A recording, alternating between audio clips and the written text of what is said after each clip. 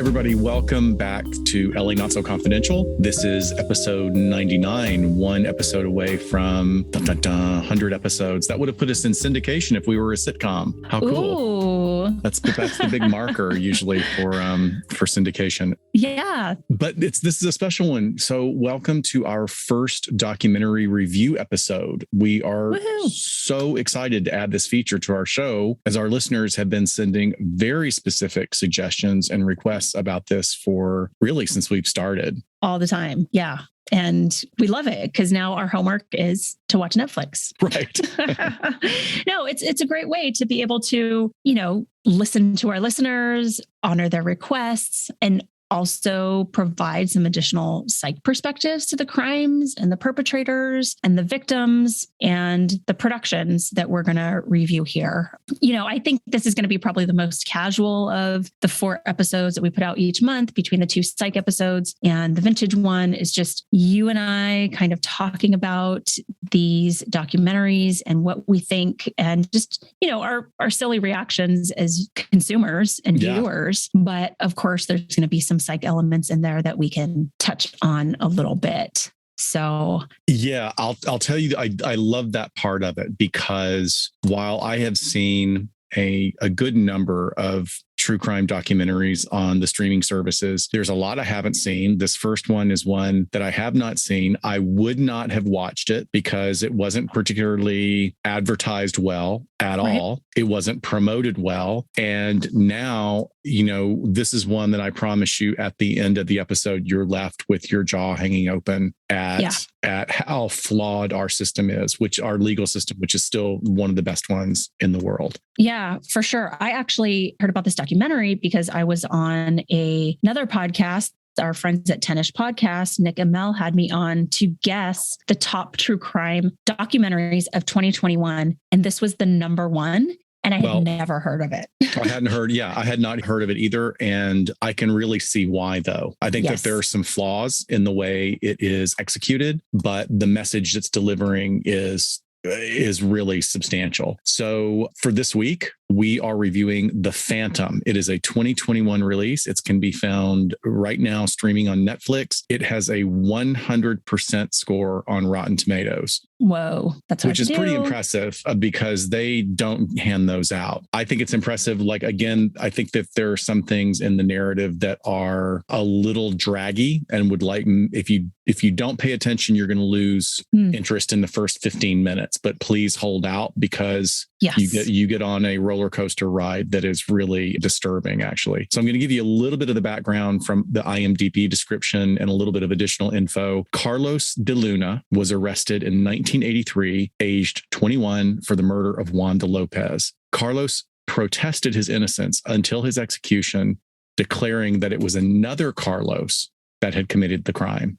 Wanda died from multiple stab wounds, apparently from a very specific type of knife known as a buck knife. Wanda was on the phone with emergency services when she was killed. She had called 911 to report a suspicious person prior to that perpetrator brutally ending her life. Wanda was the clerk there at the combination store and gas station where this crime occurred. And the director of this one-off episode documentary is Patrick Forbes. So this is only a 90-minute episode or film. If even, yeah. We put everything in terms of episodes nowadays, right? Yeah. Another reason why it's our first pick, because we didn't have to sit through like 8 hours of docuseries, but well worth it. As far as trigger warnings today, obviously we're going to be talking about murder, a lot of emotional topics like wrongful conviction and death penalty issues, and then veiled racism and some brief mentions of rape. So that's what is all going to be included today. So this case takes place in 1983 in Corpus Christi, Texas. And as Scott mentioned, this documentary starts off like a lot of documentaries do, right? With the phone call coming through and a 911 call tape being played. And the 911 call is of this woman, Wanda, who's working in the gas station convenience store, saying, there's a man with a knife about to enter my store. And she tells the dispatcher that he enters, and you're kind of there along with her as he's trying to get information, but she's trying not to say too much because the perpetrator's right there. And then really you just hear muffled noises on the other end of the line. And we learn that she's stabbed to death while on the phone with the 911 dispatcher. And the victim was a young mother, and she was well liked and a beautiful woman from the local Mexican community of Corpus Christi, Texas. But we are introduced to a number of players throughout this documentary. And in the first third, it's kind of weird how I divided this documentary up in my mind, but kind of the first third, we're introduced to the regular players, right? We have witnesses that were at the scene that night. You have the first responders, the prosecuting attorney, the defense attorney, the reporter that was the young, new reporter on scene. We also have the suspect's brother and sister that are interviewed for this documentary, as well as the capital punishment appeals attorney. So it was so interesting to get his perspective, as well as a local community attorney who is also Hispanic and just gives us a lot of depth as to what the community is like and how they face the criminal justice system. But you have the crime being described by the witnesses on scene at the beginning, the responding officers. And it's pretty slam dunk, right? Like 911 call, witnesses see a man fleeing from the scene, and Carlos is found hiding under a car with a wad of cash in his pocket. I mean, how else can you wrap this up neatly? But we all know better, right? How many documentaries have you seen, Scott, that the first third tells you one thing, and it's never how it's going to turn out? Can't trust anything that happens in a true crime doc at the beginning. So certainly looks nice and neat, but we as viewers definitely know better. So the person that they catch is Carlos De Luna, and he says he didn't do it. He says he knows who did it, but at first he doesn't want to say anything because apparently this other Carlos that he says did it is a scary guy, and he clams up and sticks to his innocence.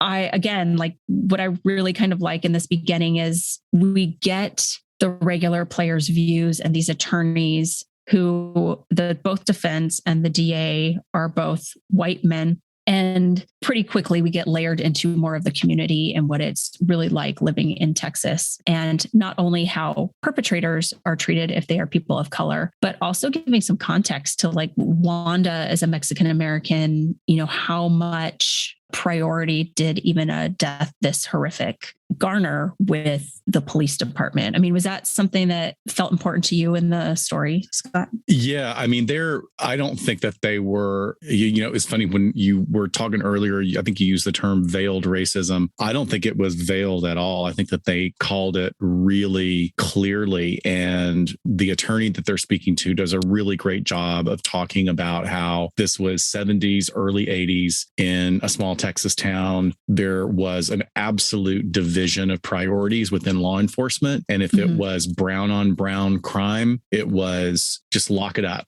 slap it on somebody and lock it up. And that's exactly what they did here. They made not only did they make no effort, they impeded it in many cases, and they fucked up a bunch of things that we'll talk about a little bit later on, but it's pretty shocking. I mean, even when you think, when we talk often here about the disparities between how people of color fare in the legal system that we have in this country. And here is a really blatant example of it that's really staggering. Yeah, I think he even refers to the death of Wanda as being seen as like one less Mexican, okay, she's gone. And now we arrested this guy down the street that, witnesses pointed out and said, yep, that was the guy running from the scene, and done. It's interesting because yes, they run through their cases, they interview the prosecution and that district attorney and what he had, and then the defense attorney and how he was doing his best job with what he was working against as well. But they do this thing in this documentary where it's like courtroom reenactments, but with the actual attorneys and witnesses. What did you think about that? Because it's not like that. No, it was really off-putting. For one thing, the ages were completely wrong, and everybody seemed, and I get it. I think that this was probably done on pretty much a shoestring budget, and that's probably why. Because there were also there was something else that was, I thought it was simultaneously well done and interesting / concerning, and that was when they're talking to the DA. Who was basically still in office somewhere there. I mean, he was sitting in his office. So maybe, I don't know if he's probably not the DA, but he's probably in private an attorney or something now. And he just he looked like terrified. that all of this stuff was coming out. He had no answers for anything. There was no slick response. There was nothing. It was like, and he was in some of the walkthrough things. And you're like, man, why would you be so stupid as to... I think this all the time in documentaries. Like, why are you allowing yourself to be interviewed? Because you're going to come off like such a smug asshole, or just like, you don't know what you're talking about. But it's like people can't help themselves. I guess. Yes. And it also, look, I mean, the whole... This is something that, we have a wonderful attorney on one of our group texts. And although she refuses to have her own podcast, which she should, she's always like a really great sounding board for us and reflection when we make comments. And like, I made something like, well, this should be required watching. And she'd be like, it wouldn't make any difference, because she's in there. She understands the personalities and stuff. But when it comes back to something like this, it is surprising to me that the parameters of your job responsibility or an attorney are to the DA has an objective and defense has an objective. And there's a lot of moral flexibility, I think, that you have to have in order to pursue that. Like, if you're defending a guilty client, you just don't ask those questions, right? I mean, that's just the way it's set up. Sure. But when you see somebody just looking like a deer in the headlights when they're being interviewed, and it's like, yeah, you're responsible for at least one person being executed. How many others? Oh my God. Did it happen to as well? So it's got to be a defense mechanism. But going back to the way they had the actual people doing these reenactments, like reading their testimony and reading their questioning, sort of like role playing, was just, I get it, because I think it gets so...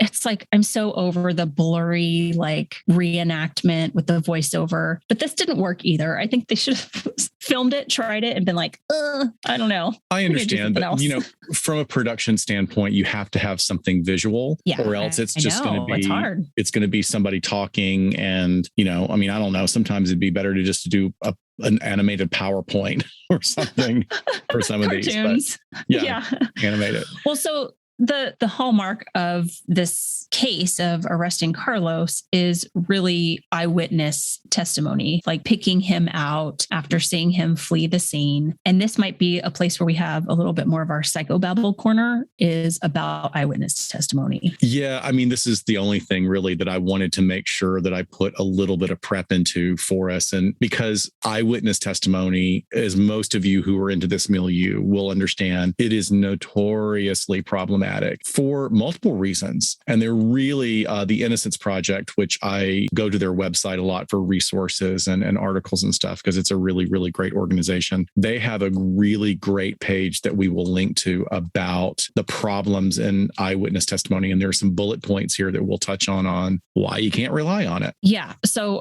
first and foremost, it's definitely the limitation of just our memory as human beings. Memories, even over brief periods of time, can become distorted with the initial exposure of something that's a trauma, something unexpected, something shocking that's happening, or later when recalled, and a witness may not realize that his or her memories have undergone a little bit of an evolution or some changes. And it's not that the person is trying to be malicious and lie intentionally. It's just our brain tends to distort things over time. And that can certainly happen in moments when crime is being committed, especially. I think, and I'm not trying to be snarky or smarmy when I say this, but there are a few superhuman people on the planet and throughout history that have had what we call photographic or eidetic memory. Mary Lou Henner, the actress who's been in several movies, she was in the 70s TV series Taxi, is an unbelievable eidetic memory. Like, she remembers every single person she has ever met. She remembers word for word every conversation. It's always something. She's a little trick she does when she goes on talk shows. But that's a real thing, but it's very rare. And what we're talking about is that there's only a handful of people really in the world that have absolutely static, accurate memories. Everything else is very plastic, and we have a lot of limitations. Now, there are also environmental factors that play a big part in the heat of the moment. Like, if you're on the scene and you hear a scream and then someone running out,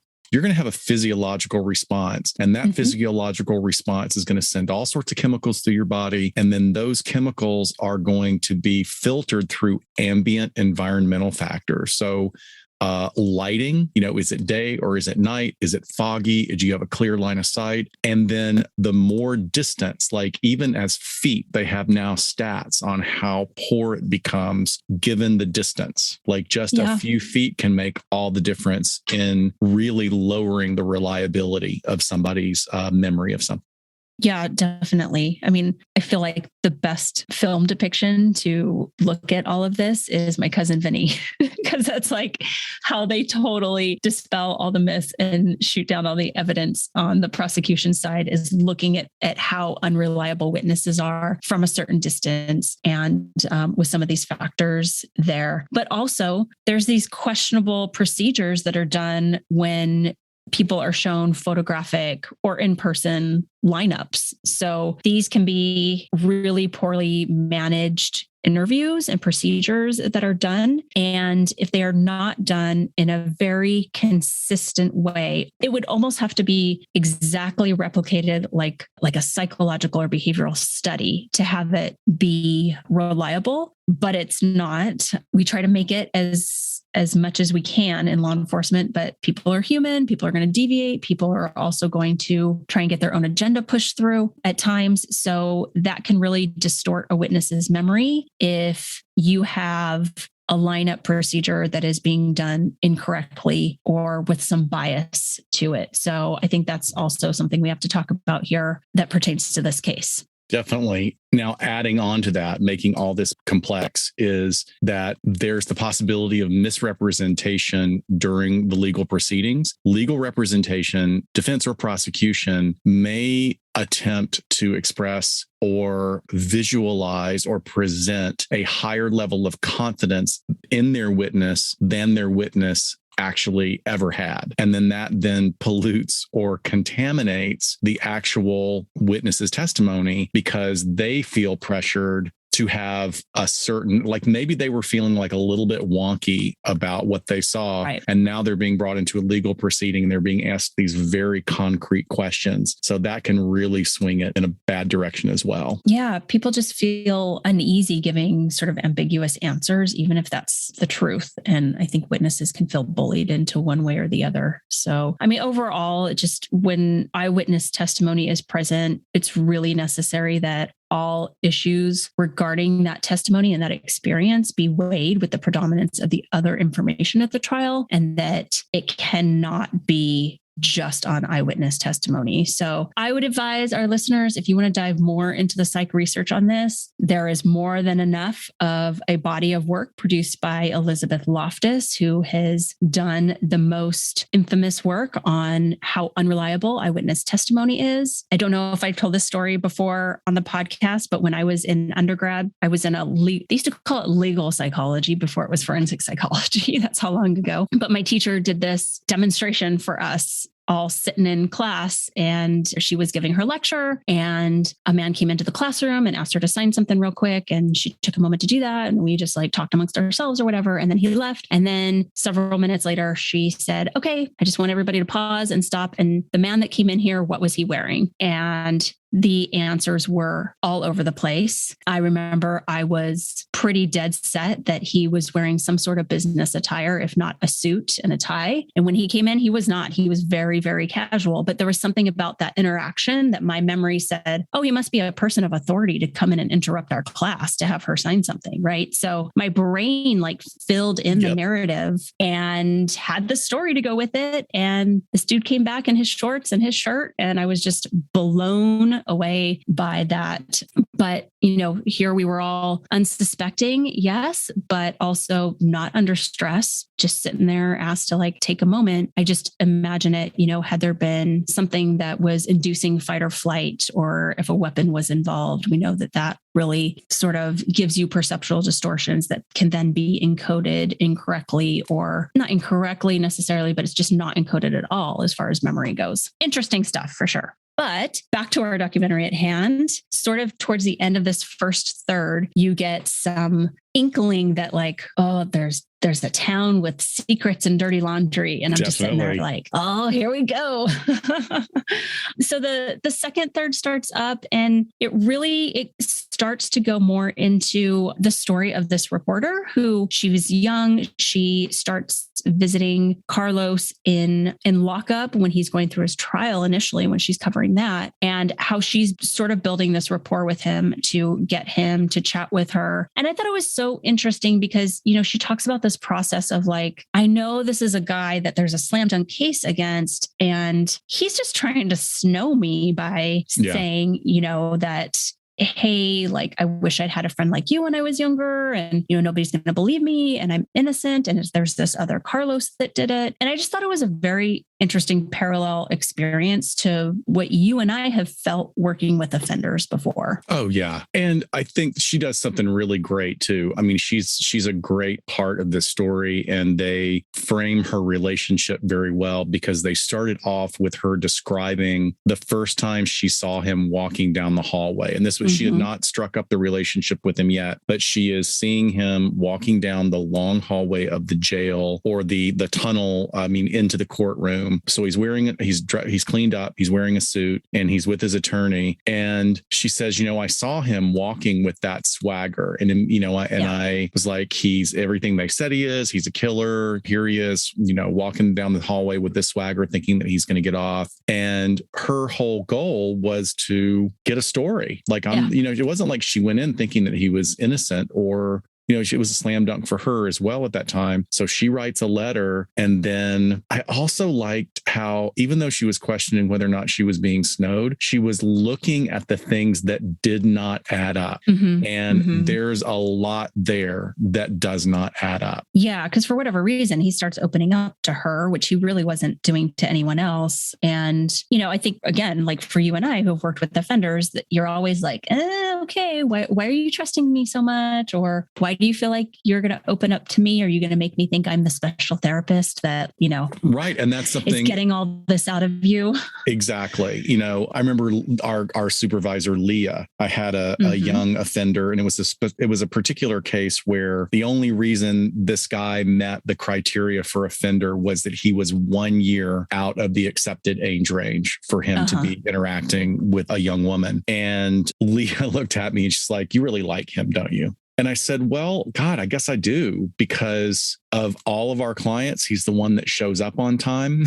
He's cooperative. He's opening up in ways like I'm not having to pull information out of him. And she said, that's all great. That's all good. That's grist for the mill. That's good work. But make sure that doesn't cloud your judgment as to what the underlying issue is. And another reason why you and I both have such great respect for Leah. She's a fantastic supervisor. Another thing that was just so crazy about this particular documentary is, and that the reporter brings up, and something I think because of you out there that are listening to us right now, there's nobody that hasn't watched Dexter or watched Forensic Files and understand that blood tells everything. Blood tells a story in a brutal crime. It leaves so many clues. This was a horrific stabbing. There is blood all over the crime scene. And you see some very graphic photos, really graphic photos, not a spot of blood on him at all. None. Yeah. The crime scene is completely trashed. One of the still photos clearly shows that there's a woman there wearing high heel boots. She's standing in a puddle of blood and on the area where there's blood spatter and strewn paper. It's like, and that's one of the other things that the Hispanic attorney is going like, the crime scene was just completely contaminated. Yeah. They didn't respect it at all. It's like, now would they have done that in another part of town? I don't think they would. I think they would have been a lot more careful. Yeah. The idea is that like, oh, we got our man. Now we can just go in here and like, whatever. Like, we don't have to treat this as if it's something that's really still being investigated. Yeah, that is a huge clue, right? There's like, it's as if he was not in there at all. Nobody could go in there without getting blood all over them. And then in this portion, we also hear a lot more from Carlos's brother. We start to hear the narrative of, the area of town where they grew up, their young mother raising 7 of them, I think it was, as a single mother, and how they would get get into trouble and living in the projects, and how really the revolving sort of system of, when boys in this neighborhood would get into trouble, they would get court appointed attorneys, and then they would go to prison, and people really weren't fighting on their behalf like they would if they had had money. And men were going to death row. And there's just, again, nobody caring because they're poor and because they're brown. And,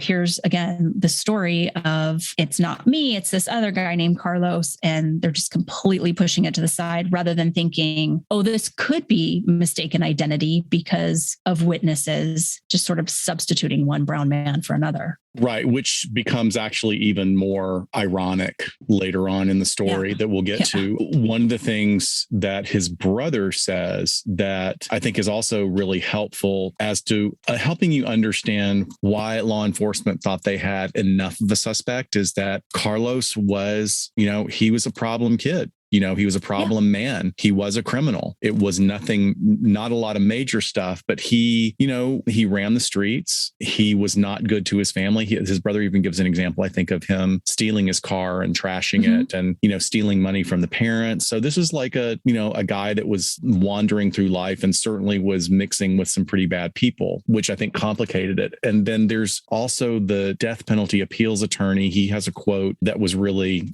kind of a gut punch. The justice system always defaults to certainty. So essentially, when you have a trial, lawyers, a jury, you are going to trust that system is working, whether it's working or not. I know. I thought that quote was just so spot on that we default to that. And then, there is nothing else. There's no what if that doesn't work? And he's talking, because Carlos is found guilty. He does get sentenced to death. And so starts, kind of this portion of people experiencing that, including the reporter, including his brother talking to him on that final night. And this attorney that you're talking about, he talks about, how when people he has fought for, it's the night of their executions, that he sits there with a bottle of scotch, just kind of waiting for the phone to ring if there's a stay called in by the governor, and just talking about how that's the most helpless, worst feeling ever. And that's how he copes with it. That's sort of his little tradition of what he does. But it's really heartbreaking when the reporter, she talks about, it's about 10:30 at night and on the night of the execution, and the phone rings and it's the correctional facility. And she's like, what the hell are they calling me for at 10:30 at night? And they ask her if she's willing to take a call from Carlos. He calls her and basically just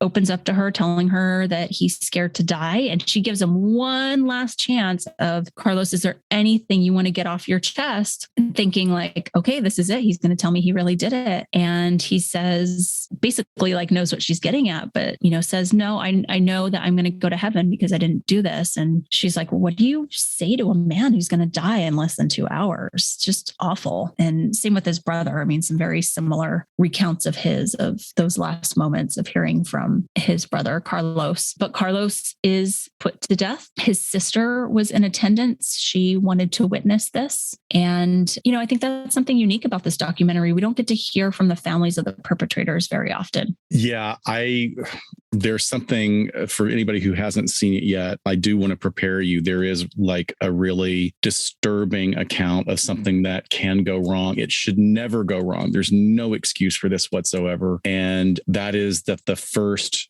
medication administered to him did not work. And it took 2 additional administrations before they could administer the next one. So, definitely fits the parameters of cruel and unusual punishment. He was tortured there at the end of his life in a way that was completely unnecessary. But that's a whole other thing about even the drugs that are available. I know that was big in the news a few years ago, and who people that are refusing to administer them and the politics involved and all that. But we'll talk about that later. Yeah. So that kind of is, I don't know, I kind of divide this into thirds into my head, but really halfway through is where this final piece starts. And it fast forwards us to 14 years later. And you're like, oh, okay, where's this going? And this is where I really think it starts to get great, because you have this totally uninvested, outside entity that all of a sudden has eyes on this case in the most fluke way ever. But essentially, Columbia Law School had been conducting some research looking into capital cases in Texas after finding a lot of issues in their criminal justice system, and decides to dig a little bit deeper. And so this law professor is kind of picking cases to look at. And one of his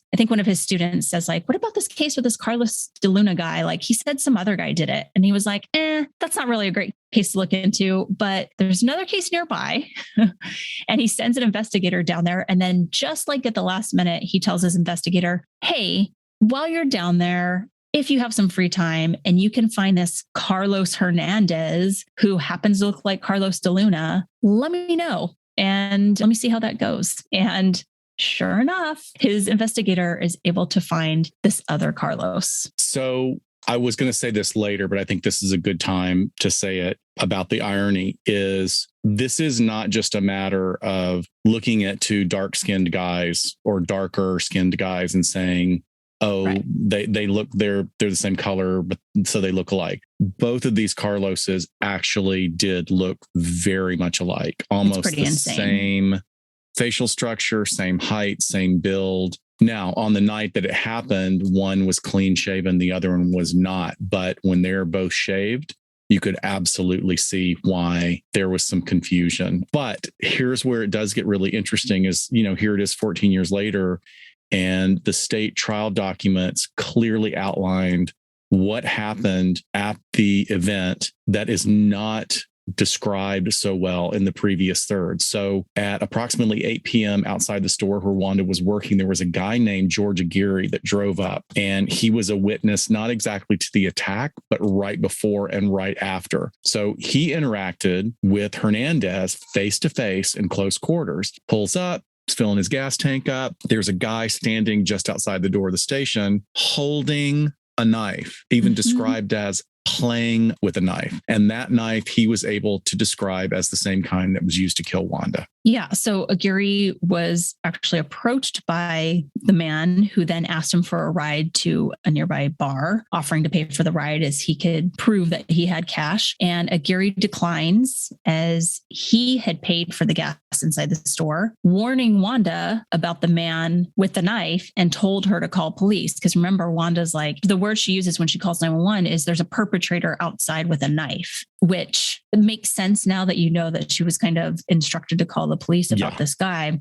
And then as Aguirre drove out of the gas station parking lot, he observes the man later identified as Carlos Hernandez entering the store. So Aguirre could not shake the feeling. He's like really freaked out. He drives just maybe an eighth of a mile down the road, pulls over to some business that has a security guard out in the parking lot and says, you got to call 911. Something's going on down there. And the guard calls 911. Then he says, I got to go back. He turns back to the station, which was called something Shamrock. And already police cars were arriving. Yeah, because she was being killed while on the phone. Right.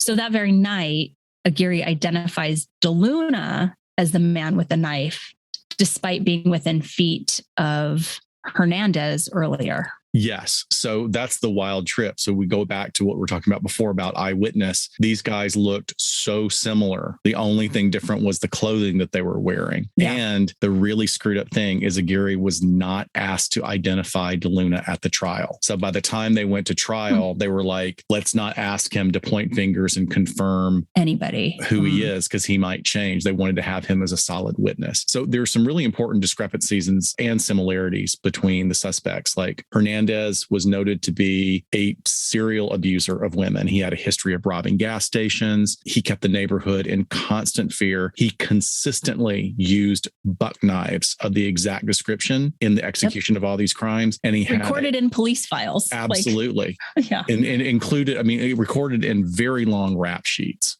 Yeah. And they interview a former girlfriend of his that just talks about that was the bad. Terror of being in a relationship with him I think she was a young teen herself and had just had a baby. And like he essentially kept her captive and would rape her. And she had to escape with her child in the middle of the night when he was drunk or off, doing something else. It was just terrifying that, like you said, the terror that he kept this community in. And it's one of those examples of everyone knows who it is and everyone knows, right? But no one wants to say anything. Well, the environment was not going to support it. Like they knew that the cops were not going to support them. It was that sort of code of silence because the real perpetrator was still out there perpetrating. He's going to, what are you going to do? You're going to finger somebody that lives right next door to you? That's not going to happen. Yeah. And then the cops, after they put him to death, they're going to be like, oh, really? Maybe we should look into that. So in contrast, DeLuna also had a criminal record of note, a lot of minor crimes, a lot of thefts. I don't recall any that were armed robbery types, but definitely a lot of ways of just kind of getting by and stealing money or property. And he was a black sheep of a family. He even offended against his siblings and his mother from time to time and did not take responsibilities and just decided, like you said, to kind of float through life. But he certainly wasn't the community terrorist that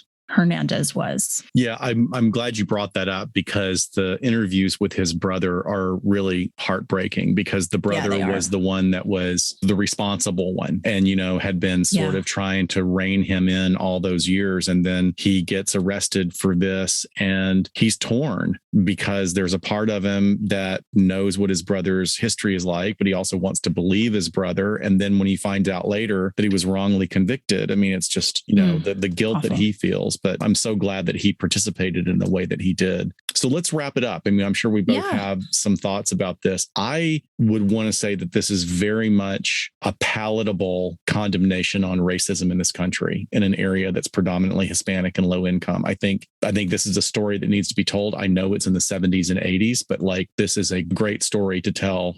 A tragic story that needs to be heard. I think it's a real indicator on how not to do police work. I mean, obviously, sadly, as Michelle, our legal consultant, tells us that little has really changed in areas where there's smaller populations and there's no oversight. Mm-hmm. And it's small sort of echo chamber police forces that do what they want to do when they want to do it in their own little enclave, Yeah. I think it's also a condemnation on the trial process that took place. And, I'm not going to make a blanket statement that all cities would have this level of corruption because I don't think that they did. But clearly this town does. I mean, they really chose to turn away. And I mean, they executed an innocent man, or at least was innocent of this particular crime. Mm-hmm. It is really eerie how similar that they looked. And the real irony of this is presented in the title of the documentary because it's called The Phantom. Hernandez, the actual killer, was never a phantom in any sense of the word, except for that's what the investigators used as an excuse.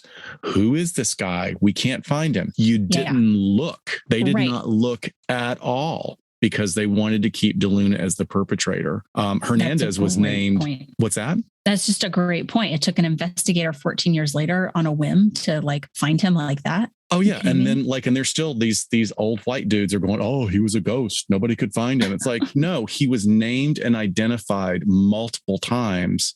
Yeah. And still the DA and law enforcement, they were like, nope, let's just close this case. Let's get it done. So what are your final thoughts? Well, hey, I think if you're still undecided on whether or not our country puts innocent people to death, this is going to get you on board real quick on the realities of what could happen or what is actually happening. I thought it started out pretty unremarkable, but it quickly turned to super intriguing for me. And like I said, I just really love that piece as, we pan to 14 years later and this outside source of Columbia Law School comes in and is the one that brings these entities to light. I think it's awful that it had to be that way. But whenever someone who isn't invested for any reasons, it could be misconstrued as to being, advantageous for themselves or what have you, that just seems like the purest way to kind of analyze something like this. So I think for the viewer, that's really the beautiful part, to be able to trust what Columbia found and what their investigators found and how this whole thing just crumbles. It's not like we're like, okay, well, maybe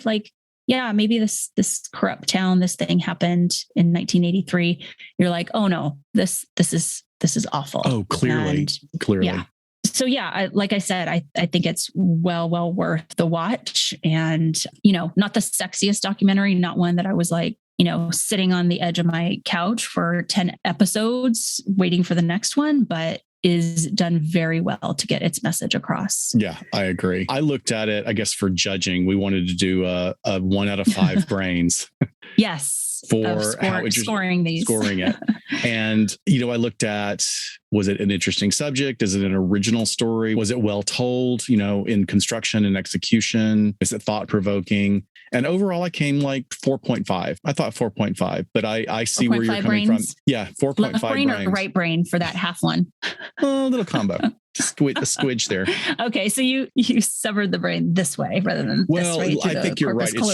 It wasn't sexy. I mean, there, and I'm not sure that since it's something so old, it wasn't sexy. It was more tragic than anything. Yeah, it doesn't need to be. Right. So yes. Good point. It doesn't need to be. Yeah. Yeah. I think everyone should watch it to demonstrate how innocent people could be put to death. It wasn't my favorite doc ever. Definitely more brainy than entertaining, but I'm going to give it 4 brains because I think it's a really important piece. Oh, good. So cool. Yeah. Yeah. So The Phantom on Netflix, folks, please give it a watch. It's a quick one. Yes. Let us know your thoughts. We'll bring it up in one of our upcoming, maybe our boards on Facebook or something where we're discussing.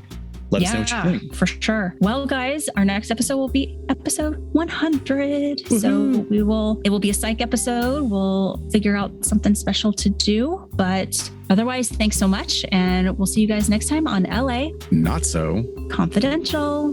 Bye, folks. Stay safe. Take care. Bye. Bye-bye.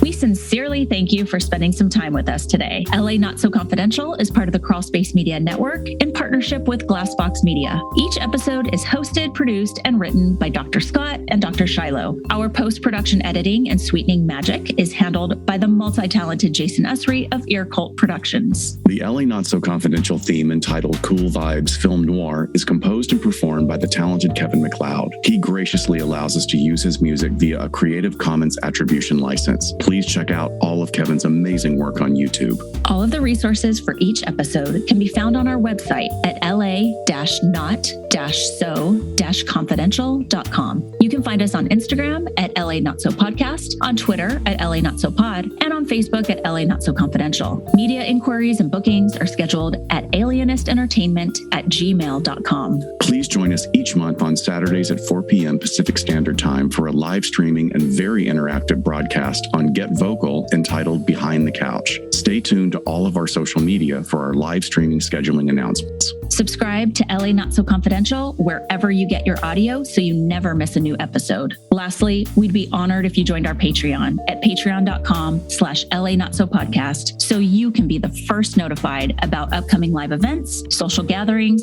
and super cool swag coming your way. Thanks for listening and join us next time on LA Not So Confidential.